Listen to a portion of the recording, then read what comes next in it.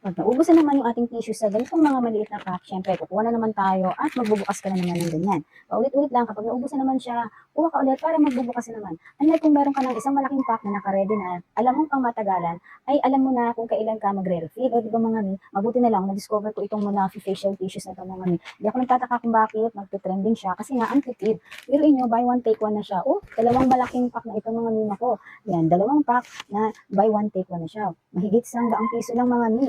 Yan, tingnan niyo yan, sa isang malaking pack na to, meron ka ng 1,280 sheets. At nakita niyo naman doon sa umpisa ng video kung gaano kakapalang isang sheet niya. Isang sheet niya na merong 4 na ply, 4 na patong yan ng tissue mga mi. Kaya naman, hindi siya basta-basta maduduro kung ipapahid mo lang, pag punas ka ng mukha, naghilamos ka ganyan, o nagugas ka ng kamay, o kaya naman pinampunas mo sa kamay ni baby na nadumihan or basa, ayan, napaka-absorbent niya rin. Kaya ganun ang quality ng Bonafide tissue. At ang maganda dito mga mi, dahil nga buy one din siya, ito ay pull up na, ayan. Example niyan, dahil binuksan ko siya, ayan. Ipo-pull up mo lang siya. So, hindi mo na kailangan pa ulit-ulit. Nakukuha ka ng pack na ganyan, another bukas.